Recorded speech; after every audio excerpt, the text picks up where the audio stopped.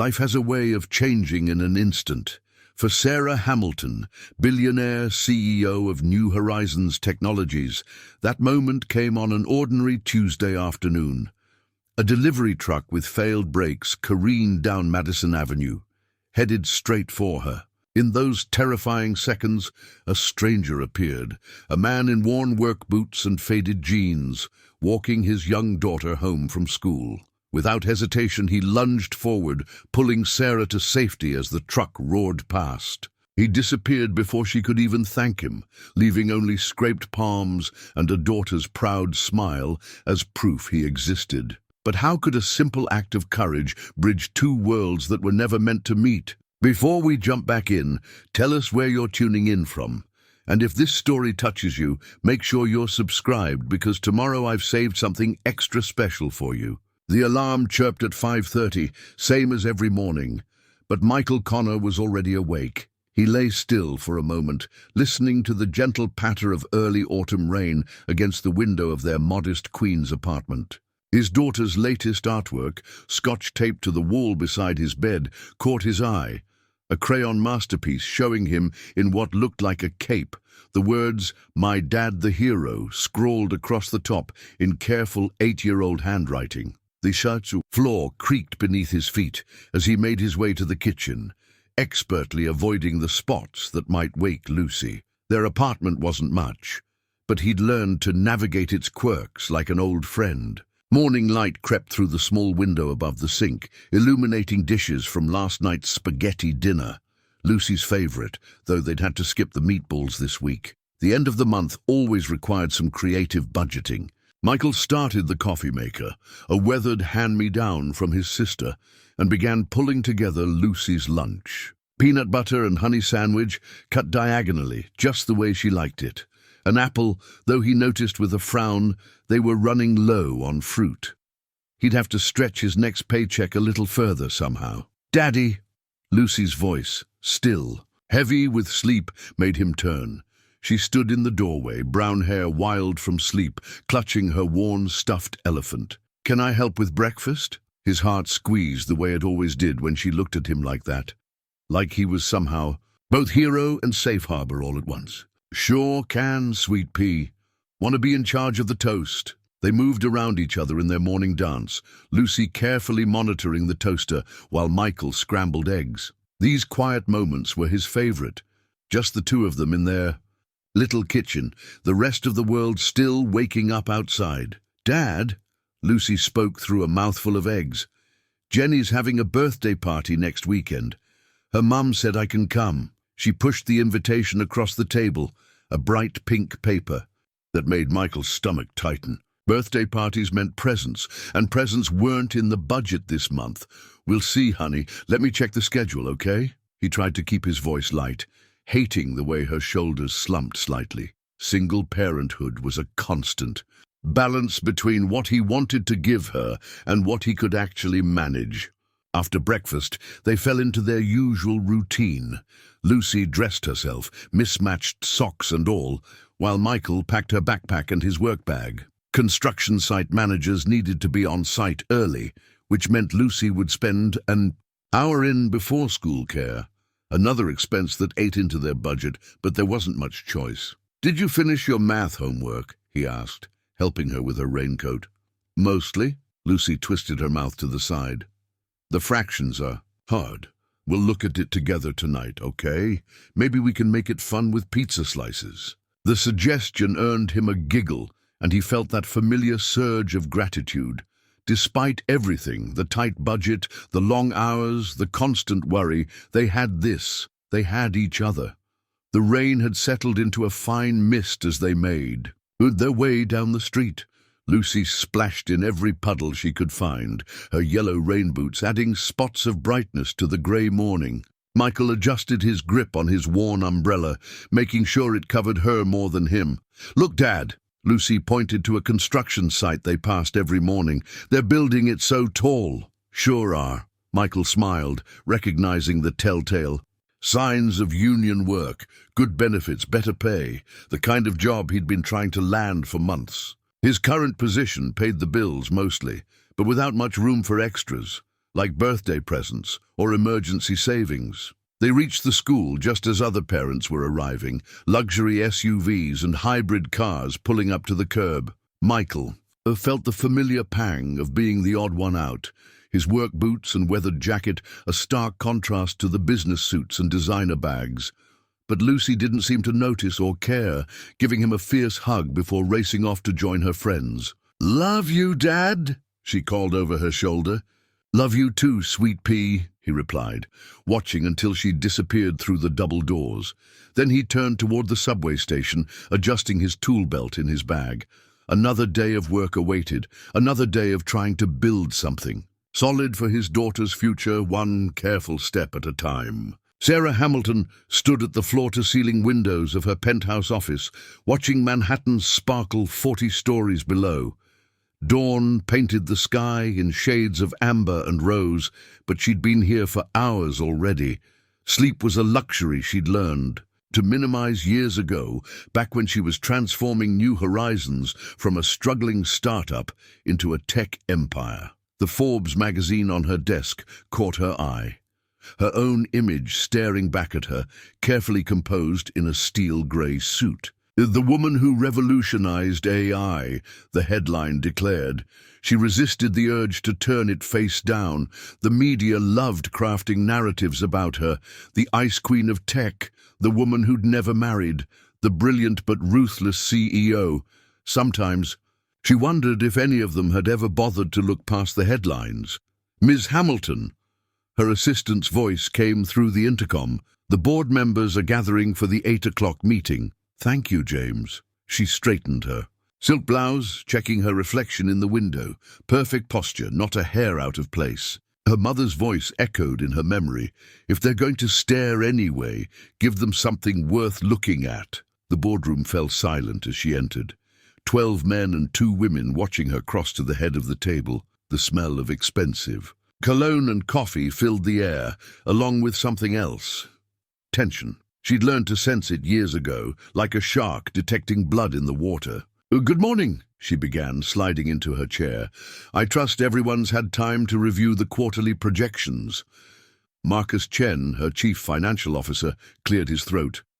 "Sarah, we need to discuss the AI ethics initiative." And there it was, her pet project, the one she'd been pushing for months. A comprehensive framework for ethical artificial intelligence development, complete with a foundation to oversee implementation. The board saw it as an unnecessary expense. She saw it as their responsibility. "The projections show we can easily absorb the initial investment," she countered, pulling up the relevant figures on the room's main screen. "And the long-term benefits..." "The long-term benefits are speculative at best," interrupted Richard Walsh, one of the original investors. His tone carried that particular note of condescension she'd grown familiar with over the years. "Our shareholders expect growth, not philosophical experiments." Sarah maintained her calm expression, though her fingers tightened imperceptibly around her tablet. "Ethical AI isn't philosophy, Richard. It's the future. And I'd rather not explain to our shareholders why we lost market share, because we failed to get ahead of inevitable regulation." The discussion continued, voices rising and falling like waves against rocks. She'd won harder battles than this. Built this company despite everyone who said a woman couldn't succeed in tech without compromising either her principles or her humanity. She'd proved them wrong on the first count, though sometimes, in moments of late-night honesty, she wondered about the second. Hours later, back in her office, Sarah reviewed the meeting notes. She'd won the vote, barely. The ethics initiative would proceed, though with a smaller initial budget than she'd hoped. Another victory, another compromise. "James," she called through the intercom, "push my lunch meeting back 30 minutes. I need to review the Morrison contract." "You haven't had lunch yet?" Her assistant's concern was evident even through the speaker. "It's almost 3. Sarah glanced at her watch, surprised. Time had a way of slipping past her here, in this glass and steel tower she'd built. When was the last time she'd eaten a meal that wasn't accompanied by contracts or reports? When was the last time she'd eaten with someone who wasn't trying to sell her something or get her to sign something? The city stretched out before her, millions of lives intersecting in countless ways. Sometimes she wondered what it would be, like to be part of that tapestry instead of watching it from above, to have someone waiting at home, asking about her day, to have a reason to leave the office before the cleaning crew arrived. But she hadn't built an empire by indulging in what-ifs. She turned back to her desk, to the contracts and decisions that awaited her attention. This was the life she'd chosen, the life she'd fought for. If it felt empty sometimes, well, that was the price of success, wasn't it? Her phone buzzed with another meeting reminder. Sarah straightened her shoulders and stood, armor back in place. There would be time for reflection. Later, right now, there was work to be done. Michael's boots were caked with mud by mid-afternoon. The construction site, a maze of puddles after the morning's rain. He'd spent most of the day troubleshooting problems with the foundation pour, the kind of issues that could blow both schedule and budget if not caught early. His phone buzzed in his pocket, a message from Lucy's teacher that made his heart sink. Mr. Connor, reminder that permission slips and payment for the Natural History Museum field trip are due Friday. Lucy seems very excited about the dinosaur exhibit. Another expense. He'd been juggling bills like a street performer, trying to keep everything in the air. The field trip would cost $40, nearly half of what he had left for groceries this week. But the thought of Lucy watching her classmates go while she stayed behind. Connor, his supervisor's voice cut through his thoughts. Need you to check the rebar on the east side. Something's not matching the specs. The rest of his shift passed in a blur of measurements and calculations, his mind half on the work and half on his daughter. By the time he checked his watch again, he realized he was running late for school pickup. He quickly gathered his things, nodding goodbye to his co-workers as he rushed toward the subway station. Across town, Sarah Hamilton was wrapping up her fourth meeting of the day. The ethics initiative had dominated most discussions, but she'd finally secured the last signature needed for implementation. She gathered her papers, declining her assistant's offer to call her car service. Sometimes she needed to walk, to feel like part of the city, rather than just someone looking down on it. At least take an umbrella, James insisted, holding out a sleek black one. They're predicting more rain. She accepted it with a small smile, one of the few genuine ones she'd given all day.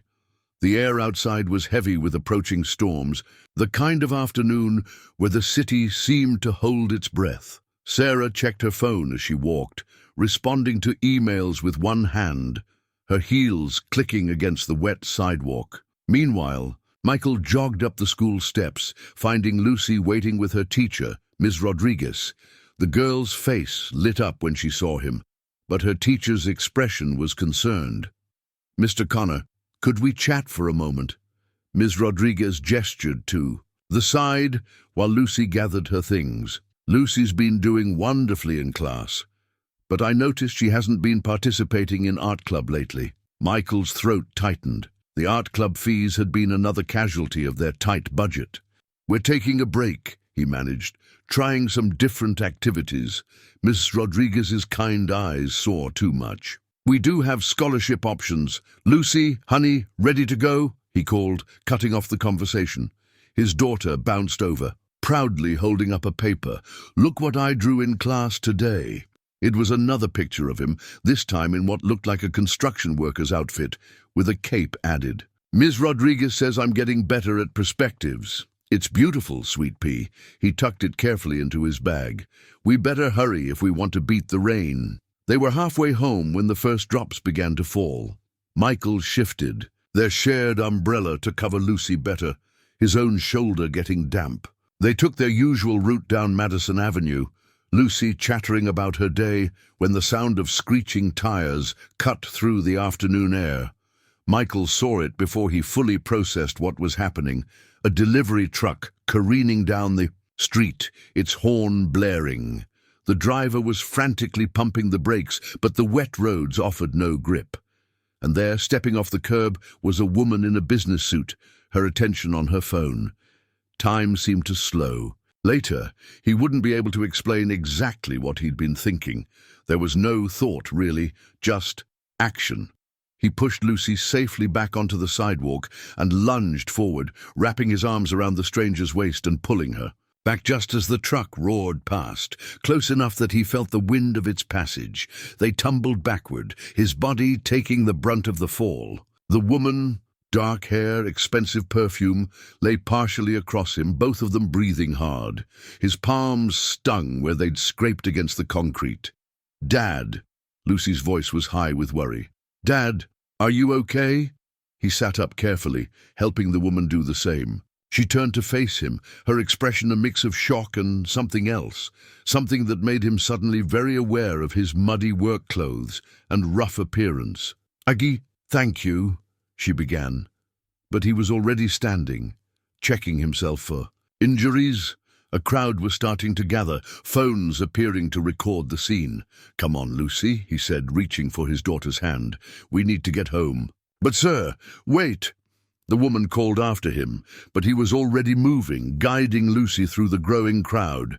He could hear sirens in the distance, and the last thing he needed was to be delayed by police reports and questioning. Lucy had homework to finish, and he had to figure out dinner. It wasn't until they were nearly home that Lucy spoke again. "Dad, you really are a superhero, aren't you?" He looked down at her earnest face, managing a smile despite his throbbing palms. "No, sweet pea, just someone who was in the right place at the right time." Behind them, Sarah Hamilton stood on the wet sidewalk, watching their retreating figures until they disappeared into the crowd, while her security team arrived too late to do anything but take statements from witnesses. Her hands were shaking, though not from fear. For the first time in years, something had cracked through her carefully maintained walls. The simple, selfless act of a stranger who hadn't even stayed long enough to be thanked. Sarah sat in her penthouse office, a tumbler of scotch untouched on her desk. Security footage from nearby buildings played on her laptop. Different angles of the same moment, the instant where death had reached for her and been denied by a stranger's hands. She kept rewinding to the split second before impact, the man's face focused and determined, no hesitation in his movements. "Ms. Hamilton?" James hovered in the doorway. "The police report's been filed. The truck's brakes failed. Completely. The company's already reaching out to settle." She waved away his words. Money didn't interest her right now. "What about him?" "Nothing yet. The security team's reviewing more footage. We have a general direction he went with the little girl, but—" "His daughter," Sarah corrected softly, remembering the child's worried voice. She touched her silk blouse, still slightly damp from the rain and their fall. The man's hands had been rough, calloused, working hands. She'd felt them steady her even as they'd tumbled backward. Across the city, Michael sat at his small kitchen table, wincing as Lucy carefully applied antibiotic cream to his scraped palms. The first aid kit, a dollar store purchase that had seen plenty of use, lay open between them. "Does it hurt bad?" Lucy asked, her small face scrunched in concentration. "Nah, just stings a bit." He managed a smile. "Nothing your expert nursing can't fix." Their elderly neighbor, Mrs. Kaplan, knocked on the door as Lucy was finishing up. "I saw the whole thing on the news," she exclaimed, waving her phone. "Channel 4 has the security footage. You're a hero, Michael." His stomach tightened. "It's not a big deal, Mrs. K. Anyone would have—" "Not anyone," she interrupted, showing them the footage. "Look, they're saying the woman you saved is Sarah Hamilton. The Sarah Hamilton." Lucy peered at the screen. She looked sad, Daddy, and scared. "Rich people get scared too, honey." He closed the first aid kit, trying to ignore the way his hands throbbed. Tomorrow would be interesting at work, handling tools with these palms. Back in her office, Sarah dismissed another call from the PR team. They wanted to arrange a press conference, turn this into a human interest story. Tech CEO saved. By Good Samaritan, she could already see the headlines. But something about that felt wrong, felt like taking this raw, genuine moment and turning it into just another corporate narrative. She found herself replaying the moment in her mind. Not the near miss with the truck, but the feeling of those strong arms pulling her to safety, the brief connection with someone who'd acted purely out of instinct, without agenda or expectation. When was the last time anyone had touched her without some ulterior motive? The police say he lives in Queens, James reported, returning with more information. Based on the direction and timing. Stop! Sarah held up her hand. No more tonight. She stood, walking to her window. The city lights blurred below, millions of stories interweaving. Somewhere out there, a man who'd saved her life was probably putting his daughter to bed, not knowing or caring that he'd rescued one of the wealthiest women in New York. In their apartment, Michael tucked Lucy in, her stuffed elephant snug beside her. "Tell me the story again," she yawned, "about how you saved her." "Think you've got that story memorized by now, sweet pea." He smoothed her hair back. "Besides, it's not that exciting. Is too." Her eyes were already closing. "You're like those nights in my books, saving the princess." He waited until her breathing evened out before leaving her room. The dishes still needed washing, and he had to check those permission slip forms. But first, he found himself standing at their small window, looking out at the glittering city. Somewhere out there, a woman he'd saved was probably sitting in some luxury apartment, already forgetting about their brief encounter. It was better that way, he told himself. Their worlds weren't meant to intersect, yet as both Sarah and Michael lay awake that night, in their vastly different beds, in their vastly different homes, neither could quite shake the feeling that something fundamental had shifted in the universe. Like a key turning in a lock neither of them had known existed, opening a door to possibilities neither was quite ready to face. Finding one man in a city of 8 million shouldn't have been difficult, not with Sarah's resources. Yet 3 days had passed since the accident, and she felt no closer to locating her rescuer. The private investigator's preliminary report lay on her desk, frustratingly thin. "Construction worker, approximately mid-30s," she read aloud. "Single father, daughter around 8 years old." She'd known all this from their brief encounter. What she needed was a name, an address, something concrete. "Ms. Hamilton?" James appeared with her morning coffee. "The board is asking about tomorrow's merger meeting, and the PR team has drafted 3 different statements about the accident. Tell PR to wait." She took the coffee without looking up. "And send in Mr. Chen." Marcus arrived moments later, raising an eyebrow at the stack of security footage stills spread across her desk. "This isn't about the merger, is it? I need access to every construction site permit filed in Queens in the last 6 months." She met his questioning look with a steady gaze. "And school registration records for girls around 8 years old." "Sarah." Marcus settled into the chair across from her. "Why is this so important? The PR team can spin the accident however you want. We don't need the actual guy." She touched one of the photos. A blurry image of a man in work boots and jeans, a little girl's hand in his. Because he didn't stay for cameras or credit. Because his daughter needed band-aids for his scraped hands while my team was writing press releases. Because, she paused, searching for words, because I need to know why. Across town, Michael was having his own problems with attention. His co-workers had seen the news footage, and the ribbing was relentless. "Hey, Superman," Tom called across the site. "Save any billionaires today." Michael adjusted his work gloves, trying not to wince as they pressed against his healing palms. "Got actual work to do, Tom." But the questions followed him throughout the day. What was she like? Did she offer him a reward? Was she as beautiful in person as on TV? He ignored them all, focusing on his tasks. But his mind kept drifting to that moment. The scent of expensive perfume, the surprising strength in her slight frame as he'd pulled her to safety.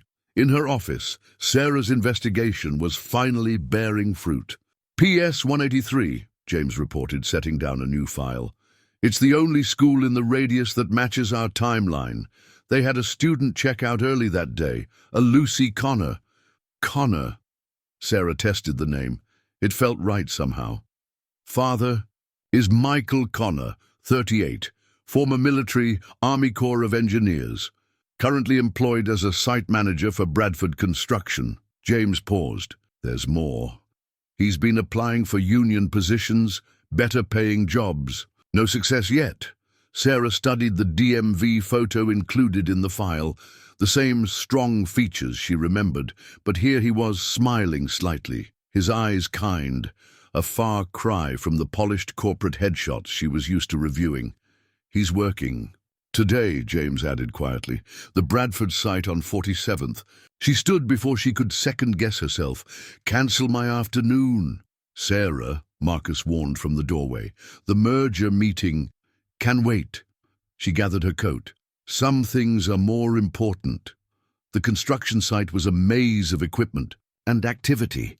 Sarah felt conspicuously out of place in her designer suit, drawing curious stares from workers. Her foreman approached, recognition flickering across his face. Ms. Hamilton, this is unexpected. I'm looking for Michael Connor.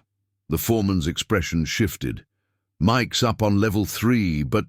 Thank you. She moved toward the stairs, James trailing behind with her security team.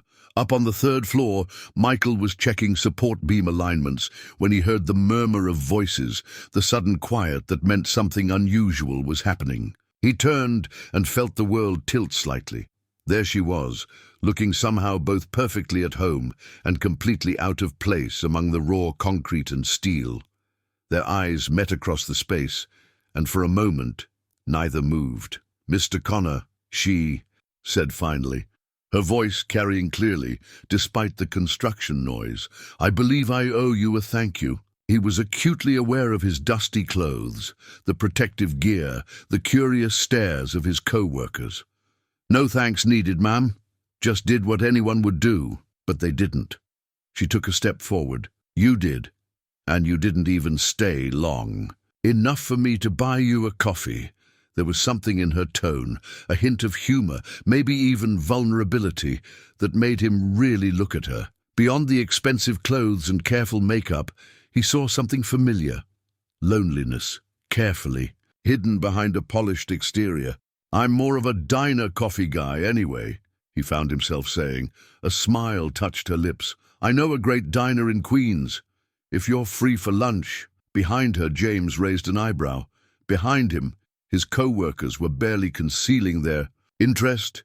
But in that moment, Michael was only aware of two things, the hopeful look in Sarah Hamilton's eyes and the strange feeling that his carefully ordered world was about to change completely. The Bell Tower Diner had seen better days, its neon sign flickering intermittently in the afternoon sun. Sarah's security team looked distinctly uncomfortable as they took up positions outside, their dark suits drawing curious glances from regular patrons. Inside, Michael watched Sarah slide into the vinyl booth across from him, her designer blazer a stark contrast to the worn Formica table. She looked different here, away from the construction site. More human somehow, less like a CEO, and more like just a woman. I'm still trying to figure out, she said, accepting a chipped mug of coffee from the waitress, why you ran. Michael stirred sugar into his own coffee. Had to get Lucy home. She had homework. That's it. Sarah studied him over the rim of her mug.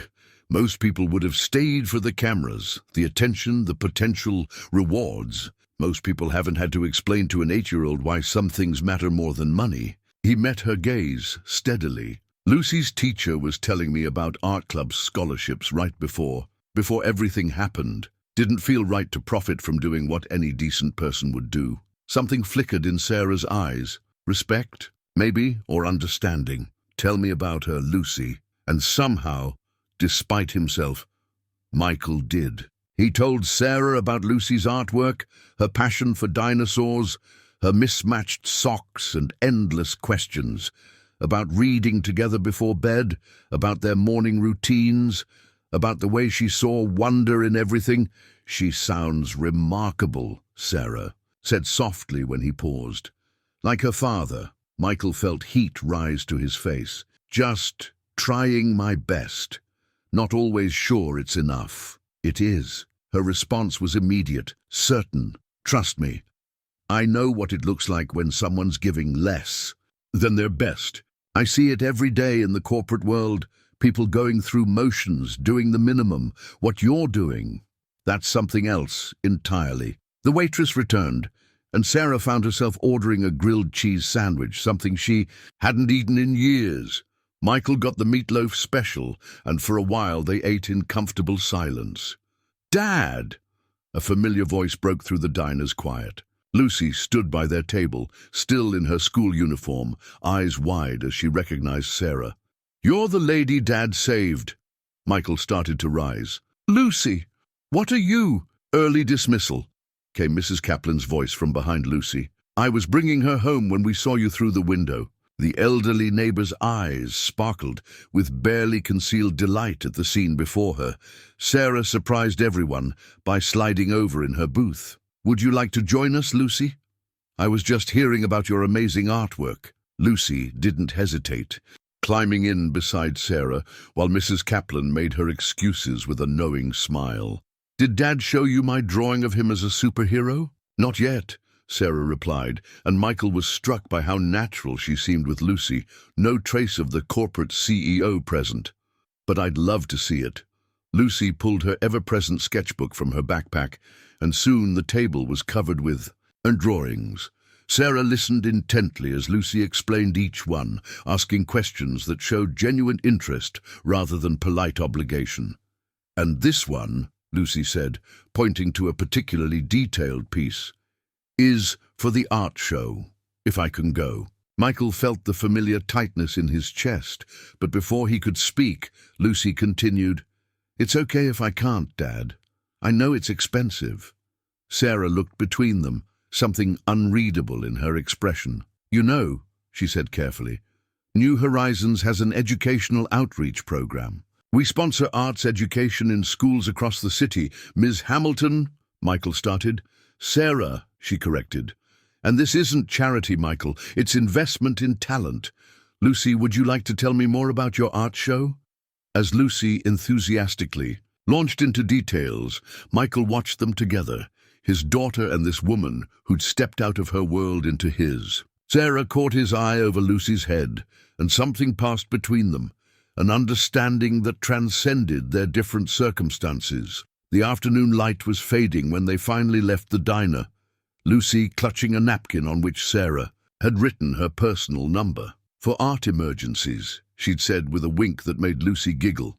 "Thank you," Michael said quietly as they stood on the sidewalk. "Not just for, but for treating her like she matters." "She does." "Matter," Sarah replied, her professional mask slipping back into place as her security team approached. "You both do." She hesitated, then added, "I meant what I said about the art program, Michael. It's not charity, it's recognition of potential." As her sleek car pulled away, Lucy tugged at Michael's hand. "I like her, Dad. She's not like on TV. At all." Michael watched the car disappear into traffic, thinking about the way Sarah's eyes had softened when Lucy showed her drawings, the genuine laugh she'd let out at his terrible dad jokes, the moments when the CEO facade had fallen away. "Completely. No, sweet pea," he agreed. "She's not like on TV at all." Sarah stood in her walk-in closet, surrounded by designer labels, feeling oddly uncertain. She'd negotiated billion-dollar deals wearing these power suits, but tonight was different. Tonight wasn't about business. The invitation had been impulsive, offering to cook dinner for Michael and Lucy in her penthouse, but something in her needed to share her world with them, the way they'd shared theirs. She finally chose a simple cashmere sweater and slacks, deliberately casual. As she moved through her kitchen, checking the lasagna recipe for the 5th time, James watched with barely concealed amusement. "I could have arranged a chef," he reminded her. "That's not the point." Sarah carefully layered pasta and sauce, remembering how her grandmother had taught her years ago, before boardrooms and business deals had consumed her life. Besides, Lucy mentioned it's her favorite. The doorbell chimed precisely at 7. Sarah smoothed her sweater, feeling strangely nervous as she opened the door. Michael stood there in what was clearly his best shirt, Lucy beside him in a pretty, dress, both of them wide-eyed at the penthouse's luxury. "We brought dessert," Lucy announced, holding up a slightly lopsided chocolate cake. "Dad and I made it together. Did you now?" Sarah accepted the cake, noting the flower still under Michael's fingernails, the proud smile he gave his daughter. "That was very thoughtful." "Nice place," Michael said, trying for casual as they entered the living room with its panoramic city views. "Bet the heating bill's reasonable." Sarah laughed, surprising herself with how genuine it felt. "Wait until you see the kitchen. Lucy, want to help me finish the lasagna?" Lucy bounced forward eagerly, while Michael wandered to the windows, taking in the glittering cityscape. "Pretty different from our view in Queens," he commented. "Sometimes I miss seeing actual streets," Sarah admitted, helping Lucy sprinkle cheese on the lasagna. "Up here, everything looks like a miniature. It's easy to forget there are real people down there, living real lives." "Is that why you came looking for us?" Lucy asked with 8-year-old directness. "Because Dad made you remember?" Sarah's hands stilled on the casserole dish. "You know what? I think maybe he did." The lasagna turned out surprisingly well, though Sarah suspected her guests would have been kind regardless. They sat at her seldom-used dining table, Lucy chattering about school, Michael relaxing enough to share stories from his construction sites. Sarah found herself talking about her own childhood, about the grandmother who'd taught her to cook, about dreams she'd had before spreadsheets and stock options took over. "What happened to her?" Lucy asked, when Sarah mentioned her grandmother's recipes. "Your grandmother? She passed away while I was in college." Sarah twisted her wine glass, remembering. "I was so busy with finals, I almost didn't make it to the funeral. Sometimes I wonder what she'd think of me now." "I think," Michael said quietly, "she'd be proud of what you've built, but maybe happier to see you making her lasagna again." Their eyes met across the table, and Sarah felt something shift in her chest. A wall crumbling, perhaps, or a door opening. After dinner, Lucy discovered Sarah's piano, dusty from disuse. "Do you play?" she asked excitedly. "I used to. Haven't had much time lately." "Dad's teaching me. Show her, Dad." Michael shook his head, but Lucy's pleading wore him down. He sat at the piano, fingers hovering uncertainly over the keys before beginning a simple melody, heart and soul. "My mum taught me," he explained, slightly embarrassed, "before she passed. Lucy's better than I am now. Play with him." Lucy tugged Sarah toward the piano bench. "You take the high part." And somehow, Sarah found herself sitting beside Michael, their shoulders touching as she picked out the harmony. Lucy watched delightedly as they played, occasionally hitting wrong notes and laughing, the formal dinner turning into something warmer, more real. Later, as Lucy dozed on the sofa, Michael and Sarah stood at the windows again, the city a carpet of lights below them. "Thank you," Sarah said softly, "for coming tonight, for letting me." She gestured vaguely at the evening, unable to quite express what she meant. "For letting you be normal," Michael suggested, understanding in his eyes. "We all need that sometimes, even billionaire CEOs. I'm not very good at it," she admitted. "Being normal, being—" she hesitated, "being close to people." Could have fooled Lucy.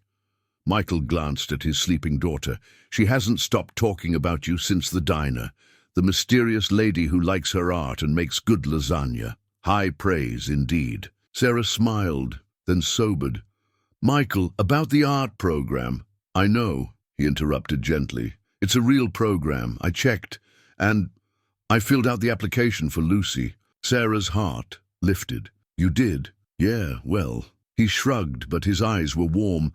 "Sometimes being a good dad means letting go of pride a bit, accepting help when it's offered with kindness." The word hung between them, heavy with meaning. Sarah was acutely aware of how close they were standing, of the quiet intimacy of the moment.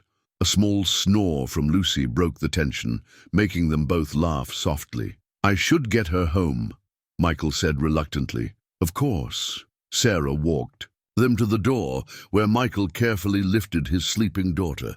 "Drive safe." "We'll take a cab," he assured her. Thanks again for dinner. It was normal, she suggested with a smile. Better than normal, he corrected, and something in his voice made her breath catch. After they left, Sarah stood in her quiet penthouse, touching the piano keys where they'd played together. The apartment had always felt appropriately sized before, but now it seemed strangely empty, echoing with the memory of laughter and simple melodies and the taste of homemade chocolate cake. The photo hit social media on a Tuesday morning. Sarah Hamilton and Michael Connor leaving a small Italian restaurant in Queens, Lucy skipping between them. The headline above it read, "Tech CEO's Night in Shining Work Boots. The romance we didn't know we needed." Michael first heard about it when he arrived at the construction site. The usual morning greetings had turned into whispers and knowing looks. His phone buzzed constantly with messages from people he hadn't heard from in years. "Connor," his supervisor called him into the site office. "You didn't mention you were dating Sarah Hamilton." "I'm not," Michael started, then stopped, unsure how to define what was happening between them. 3 dinners, 2 lunch breaks, countless text messages about Lucy's art and daily life. The way Sarah's eyes lit up when she laughed, really laughed, the comfortable silences they'd begun to share. "Look," his supervisor continued, "corporate's interested. They're talking about fast-tracking you for that union position, given your new connections." The suggestion made Michael's stomach turn.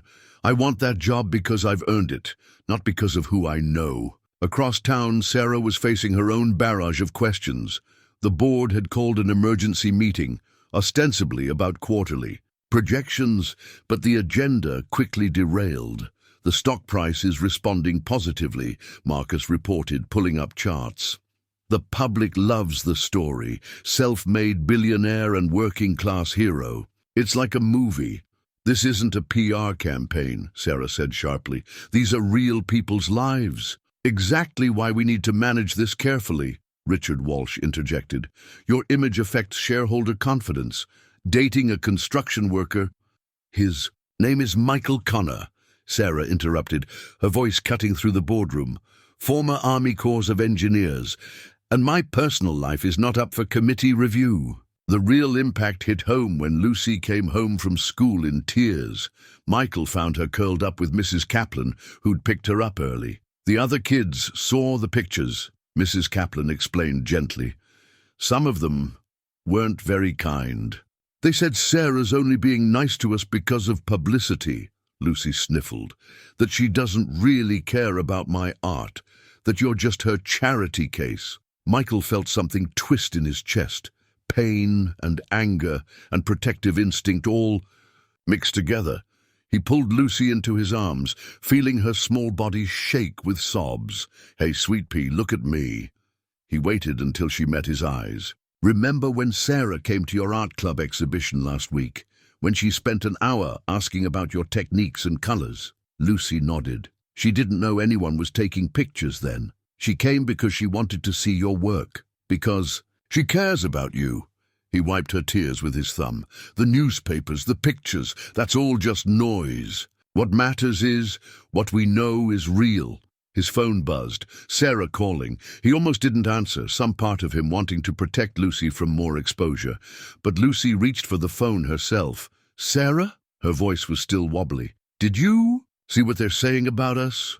Michael heard Sarah's voice soften through the speaker. "I did, honey. I'm so sorry you're dealing with this. Want to know a secret? When I was your age, kids said mean things about my family, too. We didn't have much money then, and I wore the same clothes too often." "Really?" Lucy's grip on the phone tightened. "But you. I wasn't always.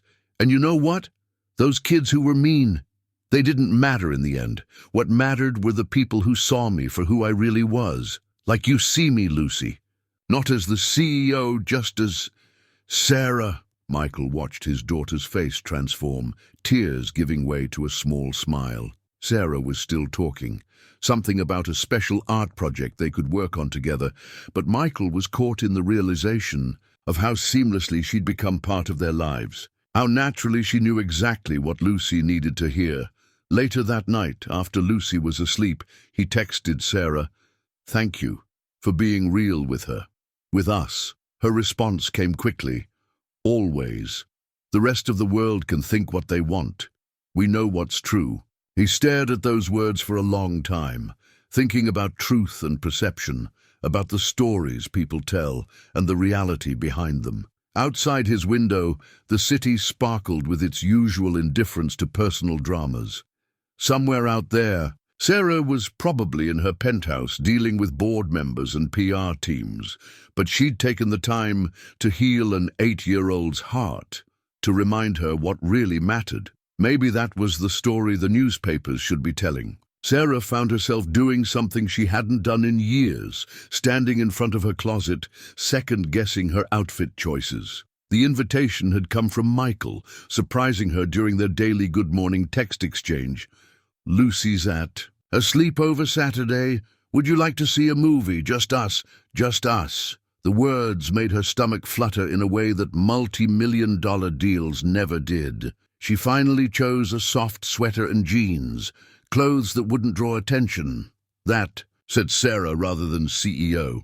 Her driver raised an eyebrow when she gave him the address of a small theater in Forest Hills, but knew better than to comment. Michael was waiting outside, and something in her chest tightened at the sight of him in a blue button-down shirt, looking both familiar and somehow new without his work clothes, or Lucy between them as a buffer. "You look," he started, then smiled. "Different. Good different. You clean up pretty well yourself," she replied, noting how his eyes crinkled at the corners when he smiled.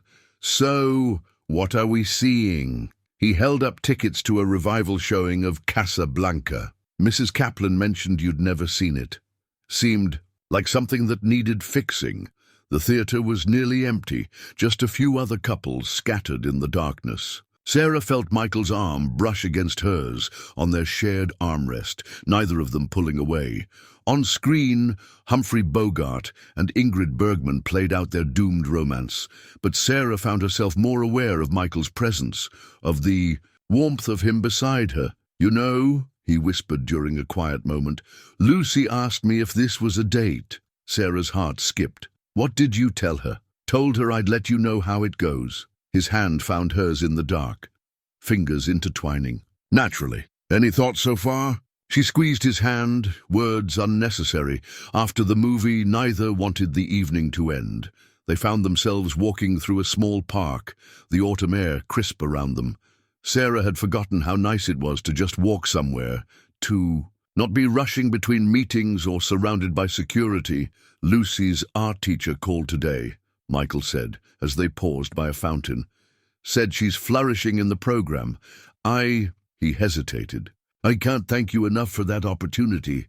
"You don't have to thank me." Sarah turned to face him. "Seeing her talent recognized, seeing her grow, that's everything I hoped for when we started the program. Lucy just happens to be the perfect example of why it matters. Still," Michael's voice was soft, "you've changed our lives, Sarah, in ways that have nothing to do with money or connections. Just by being you. You changed mine first," she reminded him. "Not just by saving me from that truck, by showing me what I'd been missing, focused on boardrooms and bottom lines, real connections, family dinners, bad jokes and homework help, and—" She gestured between them. "This." "And what is this?" he asked, echoing her earlier question. "Because Lucy's not the only one who's wondering." Sarah looked up at him, at this man who'd crashed into her carefully ordered world and rearranged everything, who treated her wealth as incidental and her heart as precious, who taught his daughter that kindness mattered more than success. "This," she said carefully, "is me realizing that sometimes the best things in life aren't planned. They're just saved for us until we're ready to see them." Michael's hand came up to cup her cheek, his palm warm against the cool night air. "You know this won't be easy. The media, the board, the different worlds we come from. When has anything worth having ever been easy?" She leaned into his touch. "Besides, I have it on good authority that you're pretty good at saving things." His laugh was soft, warm, everything she'd come to associate with him. When he kissed her, It wasn't like the movies. There were no fireworks, no swelling music. Instead, it felt like coming home to a place she hadn't known she was missing, like finding the last piece of a puzzle she hadn't realized was incomplete. They walked back slowly, hands linked, talking about everything and nothing. About Lucy's latest art project, about Sarah's childhood dreams of being a pianist, about the small moments that shape a life. At her car, Michael pulled her close one last time. "So," he murmured against her hair, "should I tell Lucy this was definitely a date?" Sarah smiled against his chest, breathing in the simple, clean scent of him. "Tell her." She pulled back to meet his eyes. "Tell her that sometimes the best stories aren't the ones in movies. They're the ones we write ourselves." As her car pulled away, Sarah touched her lips, still feeling the warmth of his kiss. Her phone buzzed, with work emails, board messages, PR concerns. But for once, the constant demands of her corporate world seemed distant, less important than the memory of his hand in hers, of shared laughter in the dark, of the promise of something real and precious growing between them. The merger documents sat unsigned on Sarah's desk, overshadowed by the Wall Street Journal article that had just hit her inbox. New Horizons Hamilton? Love story or liability? The headline alone made her temples throb. "The board's waiting," James reminded her gently. "They've called an emergency session." She knew what awaited her in the boardroom. The same faces, the same concerns, now amplified by the approaching merger with Jensen Tech, a deal worth billions, that had been in the works for months before a runaway truck changed everything. Richard Walsh was already speaking when she entered. "Can't afford distractions right now. Jensen's people are asking questions about stability, about focus. A CEO dating a construction worker. Site manager," Sarah corrected, her voice arctic. "Former military engineer. And my personal life isn't up for debate." "It is when it affects shareholder value," Marcus interjected, looking pained. "Sarah, you know I support you, but the timing. This merger could revolutionize our AI development. We can't risk it." Across town, Michael was facing his own professional challenges. The union position he'd been pursuing suddenly came through. Too quickly, too easily. His supervisor's congratulatory handshake felt hollow. "Fast-tracked it myself," the man said proudly. "After all, can't have Sarah Hamilton's boyfriend working entry-level, right?" The word boyfriend hit Michael like a physical blow. Not because it was wrong. What he and Sarah shared had grown into something deep and real, but because of the way it was wielded, turning their relationship into a corporate networking tool. He found himself in the small park where they'd shared their first kiss, calling Sarah during his lunch break. Her voice was tight when she answered, the sound of boardroom murmurs in the background. "Can you talk?" he asked. "Give me a minute." He heard her footsteps, a door closing. "Sorry. It's been intense here." "Same." He watched a group of kids, and playing nearby, thinking of Lucy. "They offered me the union job." "Michael, that's wonderful." "Because of you," he interrupted gently. "Not because of my qualifications or experience, because dating you makes me valuable to them." The silence between them was heavy with understanding. "The board wants me to cool things off until after the merger," Sarah finally said. "Jensen Tech is nervous about anything that might destabilize leadership, and I qualify as destabilizing." He tried to keep his tone light, but the hurt crept in. "You qualify as the best thing that's happened to me in years." Her voice softened. "Which terrifies them because it means I'm not just their machine anymore. I'm human. I have priorities beyond profit margins." "Sarah!" "No, listen." She took a breath. "I've spent 15 years building this company, sacrificed everything for it, relationships, family, any semblance of a normal life. And it's given me success, power, influence. But these past few months with you and Lucy, you've given me joy." Michael closed his eyes, remembering Lucy's delight when Sarah helped with her science project last weekend, the way Sarah's professional mask had cracked completely as they built a baking soda volcano on her expensive dining table. The job, he said slowly. I can't take it. Not like this. I need to earn things on my own merit. I know. Her smile was audible. It's one of the things I love about you. The word hung between them, unplanned but not unwelcome. Neither had said it before, though it had been growing quietly in the spaces between text messages and shared meals and Lucy's bedtime stories. The merger, he started. Can wait, she finished firmly. I've got a counter-proposal for the board. The ethics initiative we launched, it's been incredibly successful. Public response is overwhelming. And it happened because meeting you and Lucy reminded me why I started this company. To make technology serve people, not the other way around. What are you saying? I'm saying that maybe what they see as a liability is actually our greatest asset. Real human connection, genuine relationships, the ability to see beyond spreadsheets to the lives we're affecting. She paused. Would you and Lucy be willing to come to the Jensen meeting? Not as my boyfriend or a networking opportunity, but as the people who reminded me what really matters. Michael thought about the union job, about the easy path versus the right one, about teaching Lucy the value of earning her way versus taking shortcuts. You know this won't solve everything, he said. There will always be people who see us as too different, who think we don't make sense together. Good thing I didn't fall in love with you because we make sense on paper. The word came easier this time, more natural. I fell in love with you because you make me better. Because you and Lucy remind me who I am beyond the CEO title. Michael smiled, feeling the tension ease from his shoulders. So we're doing this. Fighting for us. We're doing this, Sarah confirmed. After all, you've already saved me once. Seems only fair I get to save us both this time. Around him, the city hummed with its usual energy, indifferent to personal dramas and corporate politics. But in this moment, Michael felt the shift of something aligning, not just in their relationship, but in the larger story they were writing together. The streamers were slightly crooked, and the birthday banner had a tiny tear where Michael had struggled with the tape. But to Lucy, her 9th birthday party was perfect.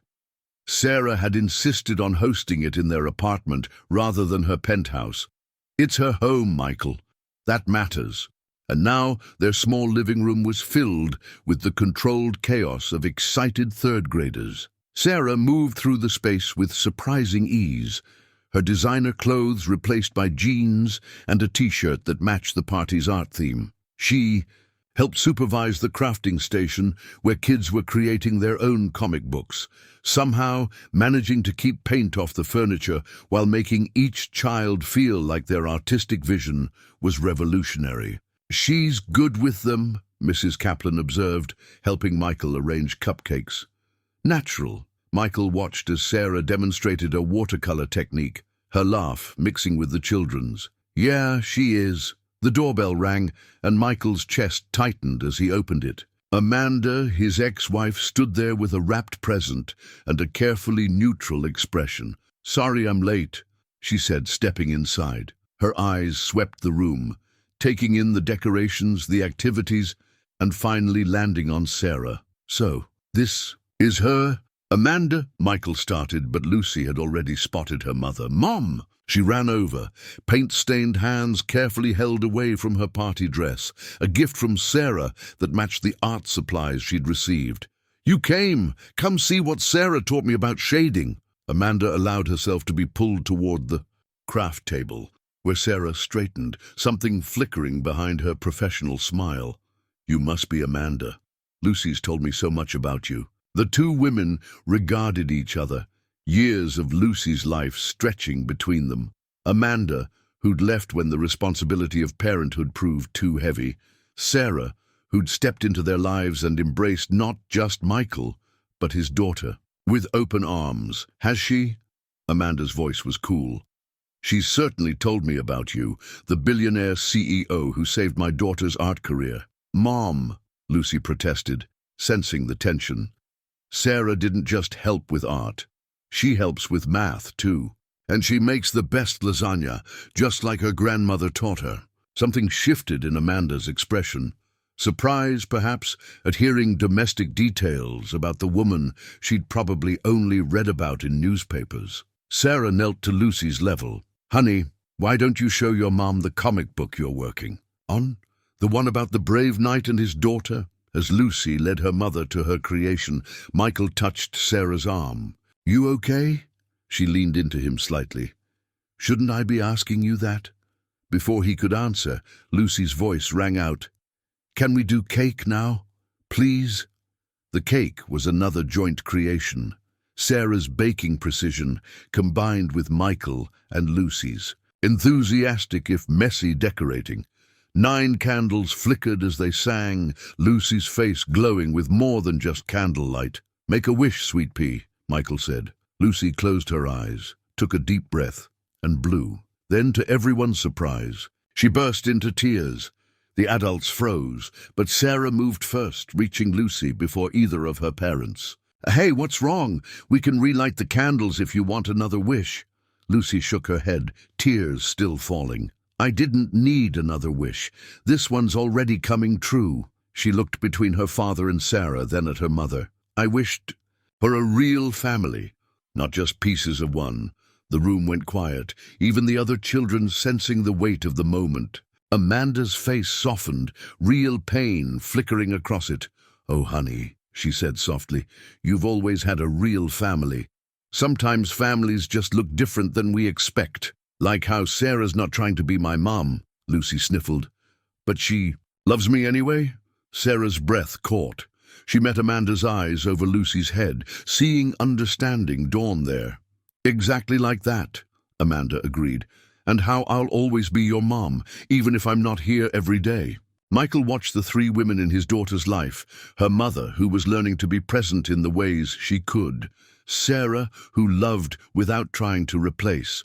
And Lucy herself, wise beyond her years, making room in her heart for all of them. Later, after the party wound down, and Amanda left with a more genuine smile, Lucy fell asleep on the couch, surrounded by art supplies and wrapping paper. Sarah helped Michael clean up, moving around each other with the ease of practice. "Thank you," he said quietly, "for everything today, for understanding about Amanda, for loving Lucy the way you do." Sarah looked at the sleeping child, at the life they were building together.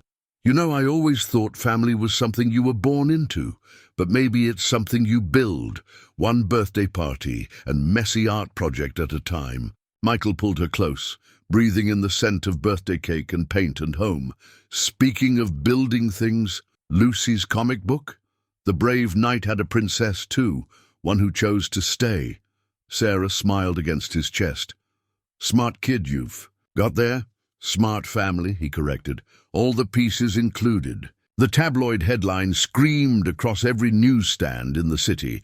"Hamilton's hero, the dark truth behind the fairy tale." Below it, grainy photos from Michael's military service in Afghanistan, followed by court documents from his divorce. Sarah's hand shook as she read the article, each word calculated to destroy. Sources close to the couple reveal Connor's history of PTSD, custody battle, financial struggles, seeking advancement through connection to Hamilton fortune. Her phone hadn't stopped ringing since dawn. James had already blocked 3 major networks and countless reporters, but it was the message from Michael that gutted her. Lucy's school. "Called. The press is there. I can't get through to pick her up. Get my car," she ordered James, already moving, "and call our legal team. I want to know who leaked those sealed records." The scene at Lucy's school was chaos. Photographers crowded. The entrance held back only by security guards. Sarah's driver had to circle twice before finding a back entrance. She found Michael there, his face tight with barely controlled anger. "They're vultures," he spat, "using my service record, my divorce, even Lucy, to sell papers." "Mr. Connor," a school administrator approached cautiously. "We've moved Lucy to the counselor's office. Some of the children..." There were comments made. Sarah felt Michael stiffen beside her. She reached for his hand, but he pulled away. "This is exactly what I didn't want," he said quietly. "Lucy exposed to this circus, my past dragged out for entertainment." "Michael, did you know they'd do this? His voice was controlled, but she heard the pain beneath it. "Your PR team, your board, did they warn you they'd dig into my life?" "Of course not." She stepped closer. "Michael, I would never—" "Ms. Hamilton." James appeared, looking apologetic. "Jensen Tech is threatening to pull out of the merger. The board is demanding an emergency meeting." Michael's laugh was hollow. "Go! Handle your billion-dollar deal. I need to get my daughter out of here." "Let me help. You've helped enough." He immediately regretted the words, seeing the hurt flash across her face. "Sarah, I'm sorry. I need to protect Lucy right now." Inside the counselor's office, Lucy sat small and quiet, nothing like her usual vibrant self. She looked up as they entered, her eyes red-rimmed. "Tommy said his dad saw on TV that you're dangerous," she whispered to Michael, "because of the war. And that Sarah's only with us for publicity. Is that true?" Sarah felt something break inside her chest. She started to speak, but Michael moved first, kneeling before his daughter. "Lucy, look at me. The war. Yes, it changed me. Sometimes it still makes me sad or angry, but I got help. I learned to be okay again. And you know why?" He waited until Lucy met his eyes. "Because of you. Because being your dad matters more than anything that happened before. And Sarah." Lucy's voice wavered. Sarah knelt beside them, not touching but close. "Lucy, honey, do you remember when you showed me your first comic book? The one about the lonely princess in her tower?" Lucy nodded. "That's who I was before I met you, and your dad. All my money, my company. It was just a tower I'd built around myself, but your dad, he didn't see the tower. He just saw me. And you showed me what really matters isn't stock prices or media stories. It's painting together and messy kitchen experiments and reading bedtime stories. But the newspapers are written by people who don't know us," Sarah finished firmly. "They don't know how your dad makes terrible dad jokes just to make me laugh. They don't know how proud I am of your art or how much I love our Sunday pancake competitions." Michael's hand found hers, squeezing gently. "I'm sorry," he murmured, "for doubting, for pulling away." "Mr. Connor?" James appeared in the doorway. "There's something you should see." He held up his tablet, showing a live stream from New Horizons' main lobby. Sarah's entire executive team stood before a wall of reporters. Marcus Chen was speaking, proud to confirm that Sarah Hamilton's leadership has never been stronger. Her ethics initiative, inspired by her relationship with Michael Connor, has increased our market value by 30%. As for Mr. Connor's military service, we at New Horizons consider it an honor to be connected to an American hero who sacrificed for his country. "Turn it off," Michael said roughly. Sarah stood. "No, wait, Marcus didn't do this for publicity. He did it because it's true." She faced Michael and Lucy. "The board wanted me to distance myself from you. Marcus just risked his position to support us instead." Lucy tugged at Michael's sleeve. "Dad, can we go home now, all of us?" Michael looked between his daughter and Sarah, seeing past the media circus to what mattered, this small family they'd built, strong enough to weather storms. "Yeah, sweet pea." He pulled them both close. "Let's go home together." Outside, cameras flashed and reporters called questions. But wrapped in each other's strength, they walked through the chaos untouched, their truth stronger than any headline could ever be. Sarah's penthouse felt cavernous in the silence. 2 weeks had passed since the media explosion, since Michael had asked for space to protect Lucy, to let things settle. Her phone showed a draft message she'd written and deleted a dozen times. "I miss our Sunday pancakes." Instead, she channeled her energy into work, into proving that love hadn't made her weak, it had made her stronger. The ethics initiative was expanding, drawing support from unexpected quarters. Other tech companies were following their lead, recognizing that humanity in leadership wasn't a liability.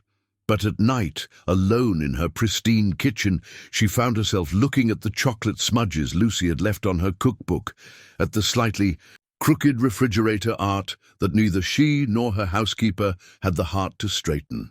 In Queens, Michael wasn't faring much better. He'd moved Lucy to a different school, Smaller, private, with better security. The union job had come through properly this time, based on his merits rather than his connections.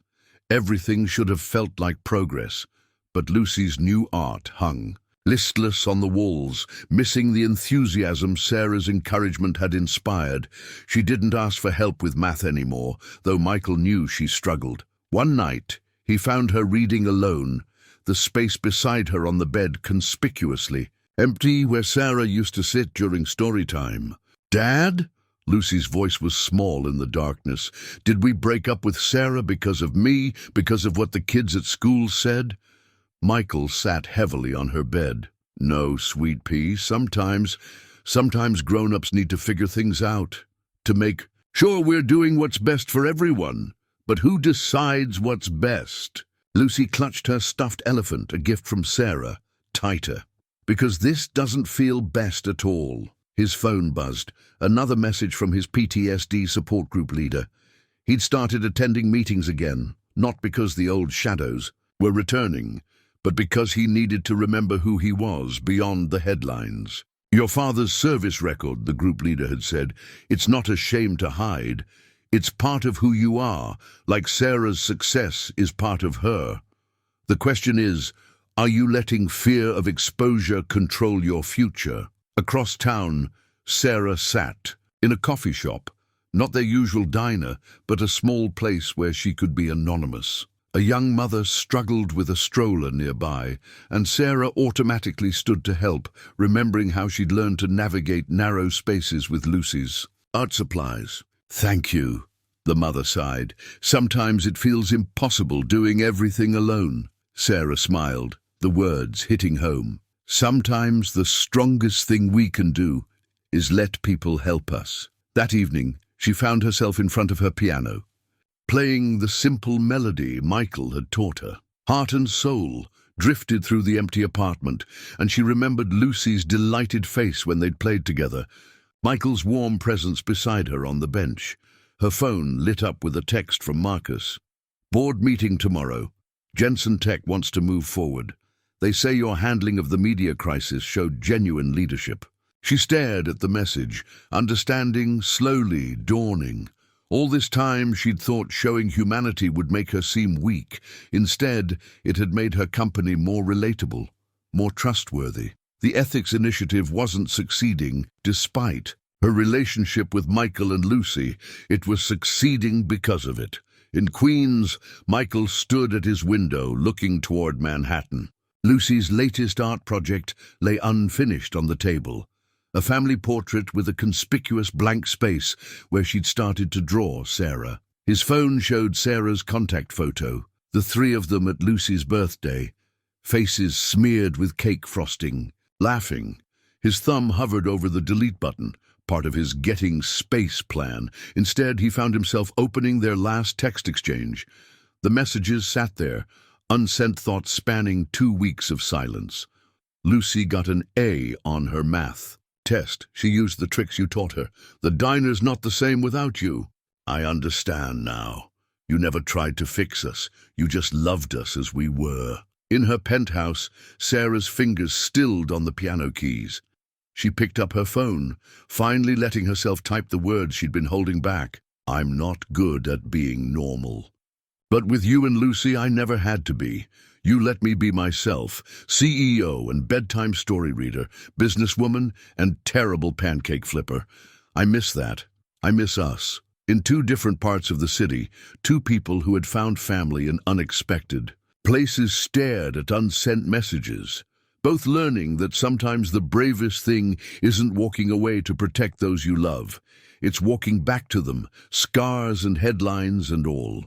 The letter arrived at Sarah's office in a slightly crumpled envelope, Lucy's careful handwriting instantly recognizable. Inside, she found a single sheet of paper decorated with watercolors in the technique Sarah had taught her months ago. "Dear Sarah, Dad says sometimes we need space to figure things out, but I think maybe grown-ups make things too complicated. Here's what I know. Dad smiles less now. You taught me that art tells stories, and my stories feel incomplete without you yesterday. Dad made pancakes and they were awful. Don't tell him I said that. Sometimes at night I hear him playing Heart and Soul on my keyboard. The newspapers were mean, but you and Dad taught me that truth is more important than what people say. So here's my truth. I miss you. We miss you. Love, Lucy P.S. Did you know Dad keeps your picture in his wallet?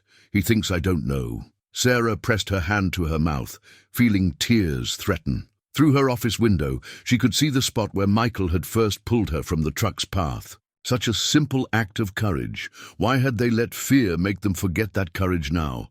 Across town, Michael sat in his PTSD support group, finally finding the words he'd been struggling with. I thought I was protecting them, he admitted to the circle of understanding faces. From the media, from my past, from the complications of our different worlds.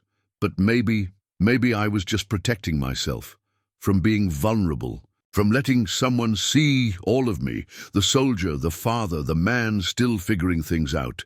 His group leader nodded. And what did you learn about vulnerability during your service? Michael thought about his unit, about the trust that kept them alive, that it's not weakness, that sometimes showing your scars means showing your strength. He returned home to find Lucy at the kitchen table, surrounded by art supplies, working on something she quickly tried to hide. It's okay, sweet pea, he said softly. I know you wrote to Sarah. Lucy's lower lip trembled. Are you mad? No. He sat beside her looking at the family portrait she'd been working on, the one with the space for Sarah no longer blank. I think you're braver than I am. She makes us better, Dad, Lucy said with simple certainty.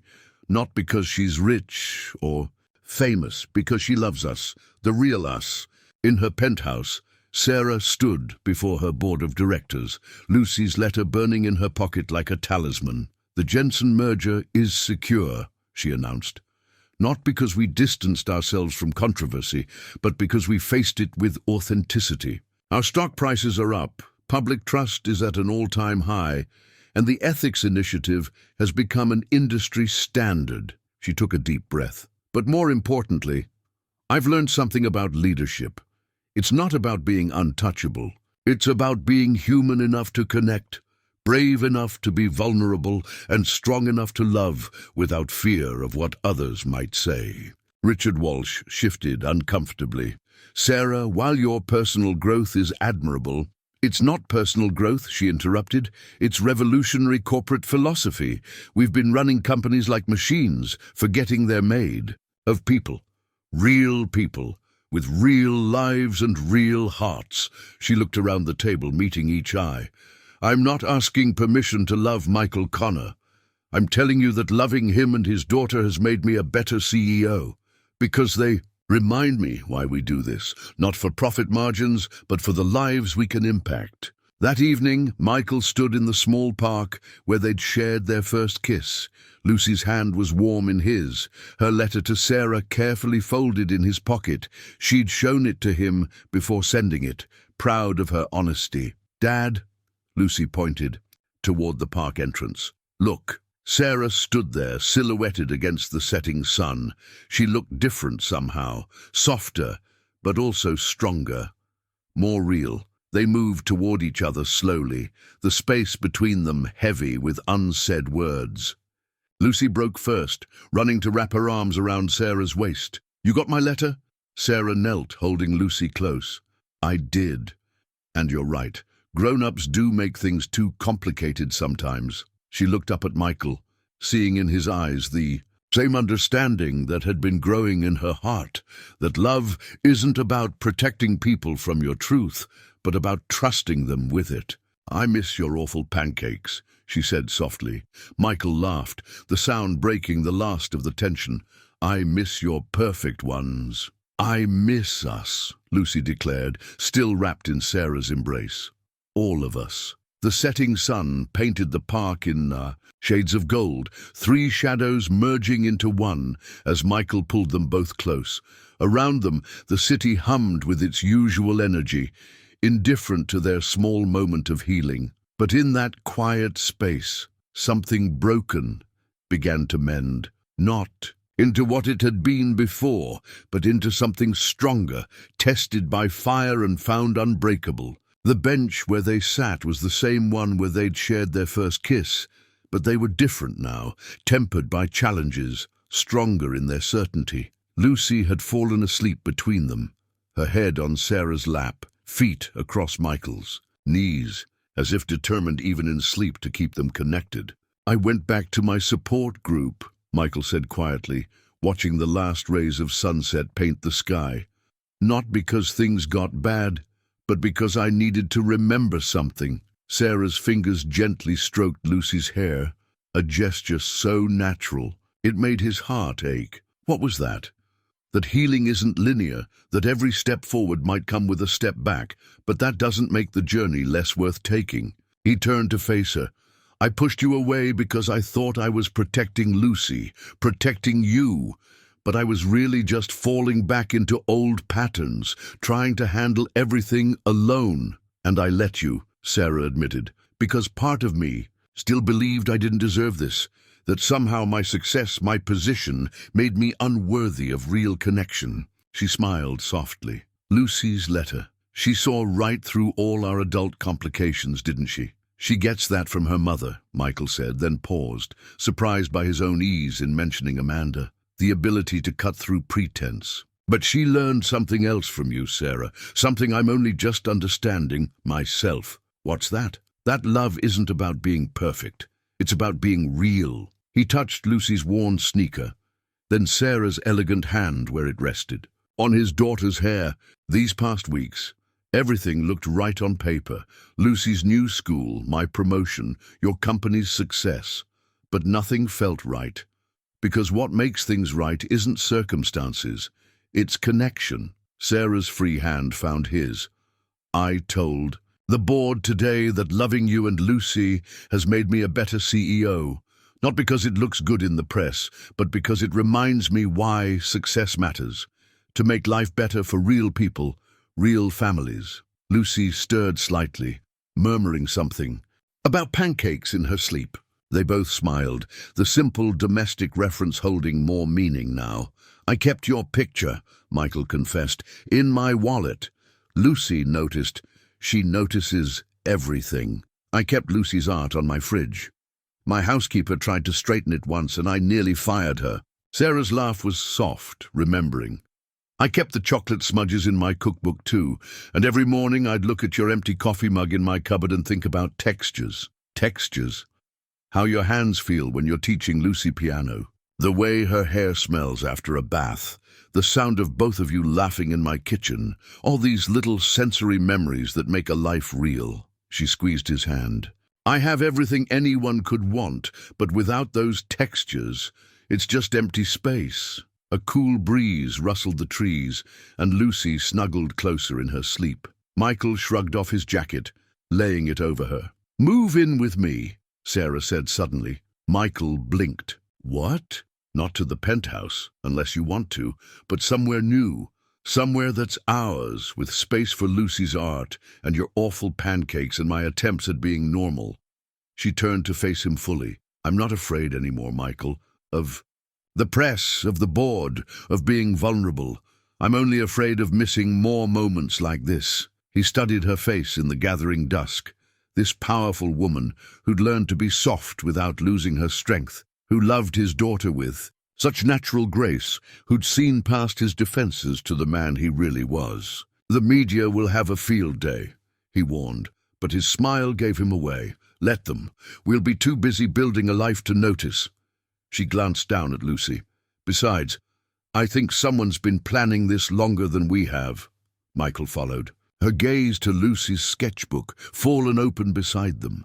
The latest drawing showed their family portrait again, but this time with a new addition, a house, clearly drawn with both childish hope and artistic care, with all three of them standing. In front, "She's already designed our home," Sarah said softly, "complete with an art studio and a kitchen big enough for pancake competitions. And a piano. Of course a piano." She leaned her head against his shoulder. "For more heart and soul duets." Lucy. shifted again, blinking awake. She looked between them at their joined hands and smiled sleepily. "Are we a family again?" Michael gathered her close, making room for Sarah in their embrace. "We never stopped being one, sweet pea. We just needed a brave little artist to remind us." Around them, the park had grown quiet, the city's chaos muted to a distant hum. The bench where they sat was just a bench, unremarkable to passers-by. But to them, it was a turning point, a place where fear finally gave way to faith, where three hearts decided that love was worth any headline, any challenge, any change. It was, they would later agree, the real beginning of their story. The house they chose sat halfway between their old lives, not quite Queens, not quite Manhattan. A brownstone with good bones and better memories waiting to be made. Sarah stood in the empty living room, watching Michael and Lucy explore every corner with the kind of wonder that made her see the space through new eyes. "Look at these windows!" Lucy pressed her hands against the glass. "Perfect lighting for painting." She'd already claimed the small sunroom as her future studio, her artistic mind transforming the empty space into possibilities. "And the kitchen actually fits more than two people," Michael added, his arms sliding naturally around Sarah's waist. "No more bumping elbows during pancake competitions." Sarah leaned into him, remembering the realtor's face when they'd made their priorities clear: space for art, room for family dinners, a place for a piano.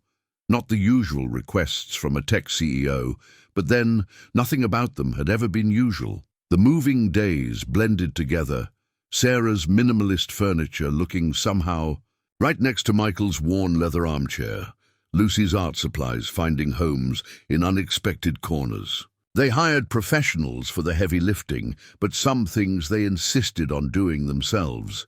"This goes here," Lucy declared, carefully placing Sarah's grandmother's lasagna recipe on the cookbook stand. "So we can see it every day." Sarah watched Michael hang Lucy's framed artwork alongside her own carefully curated pieces, creating a gallery that told their story better than any magazine profile ever had. The formal dining room transformed into a hybrid space, one end for business dinners, the other for homework sessions and craft projects. The piano arrived last, taking pride of place in the living room. Lucy immediately sat down, patting the bench on either side of her. "Come on," she insisted, "we need to make it feel at home." And so their first night in the new house was christened with a slightly out-of-tune rendition of Heart and Soul, their laughter echoing off walls that had yet to learn their voices. The media caught wind of their move, of course. But something had shifted in the narrative. Perhaps it was the way Sarah handled the Jensen merger, proving that personal happiness and professional success weren't mutually exclusive. Or maybe it was Michael's openness about his military service, now volunteering with veteran support groups. The headlines turned from scandalous to supportive. Tech's new normal. Hamilton Connor family redefines success. Their first dinner party wasn't the formal affair Sarah's board might have expected. Instead, they invited Mrs. Kaplan, who brought her famous rugelach and enough stories about Michael's early parenting days to keep everyone entertained. Amanda came too, more comfortable now in her role as the mother who visited rather than stayed, bringing art supplies for Lucy's studio. Even Marcus showed up, surprising everyone by bonding with Michael over their shared love of classic jazz. Sarah found them in the living room after dinner, Michael teaching her CFO the basic chords to Autumn Leaves, while Lucy offered enthusiastic, if not entirely accurate, criticism. "You know," Marcus said later, helping to clear dishes despite Sarah's protests, "the board was wrong about him, about all of this. The company's never been stronger, and neither have you." Sarah watched Michael teach Lucy how to properly load the dishwasher, a skill she herself was still mastering. "I think that's because I finally understood something.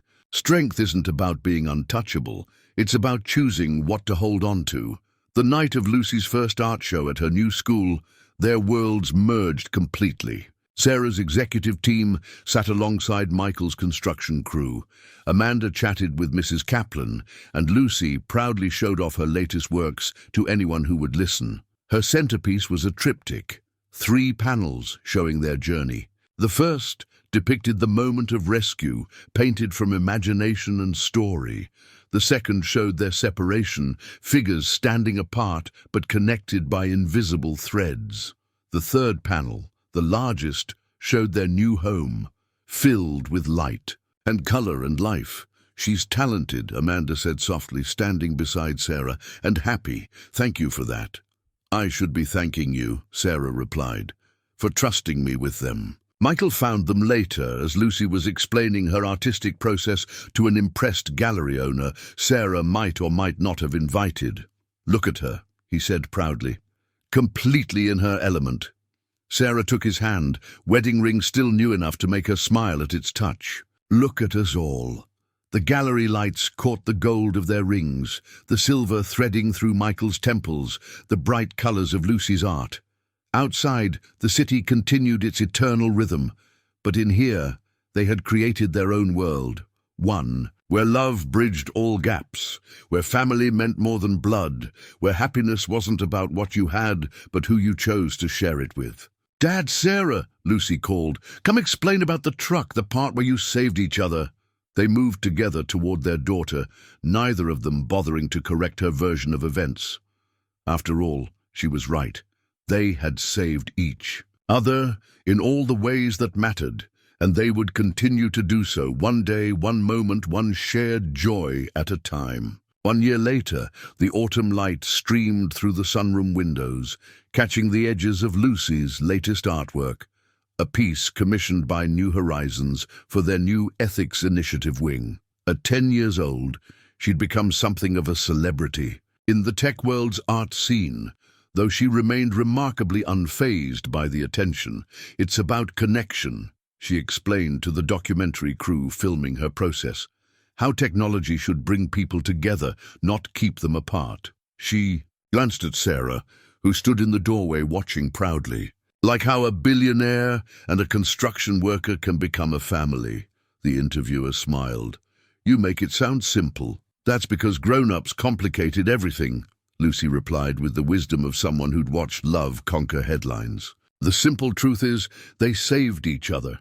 The rest is just details." Later that evening, their home filled with the now familiar mixture of voices. Mrs. Kaplan arguing cooking techniques with Michael's veteran support group friends, Amanda showing Marcus her latest photography portfolio, Sarah's executive team helping Lucy set up for her presentation.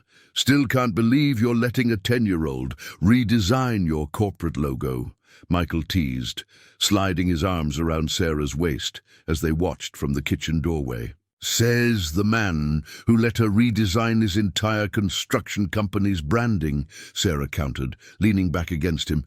"Besides, she understands better than any marketing team what we're trying to build." The proof hung on their walls.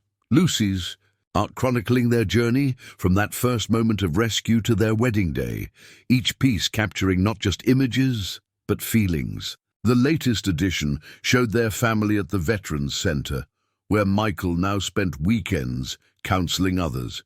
Sarah beside him sharing stories about corporate stress and the importance of human connection. Their marriage had changed them, both in unexpected ways. Michael had discovered a talent for corporate outreach, his natural ability to connect with people breaking down barriers in Sarah's business world. Sarah, in turn, had learned to measure success not in stock prices, but in moments. Lucy's excited calls from school, Michael's quiet pride in his expanding veteran program, family dinners where work talk mixed easily with homework discussions, and plans for their next pancake championship. "Mom, Dad," Lucy's voice carried from the living room. "It's time!" They joined the gathering crowd as Lucy unveiled her design. The new logo incorporated elements of their story: a reaching hand, a rising sun, the bridge between two worlds. But it was the tagline that brought tears to Sarah's eyes. Technology with humanity, because every connection matters. I interviewed everyone. Lucy explained to the appreciative audience. Sarah's board members, Dad's construction team, the veterans, even the kids at my school, they all said the same thing, that watching our family come together made them believe in something bigger than success or status. Michael squeezed Sarah's hand as their daughter continued her presentation with professional poise.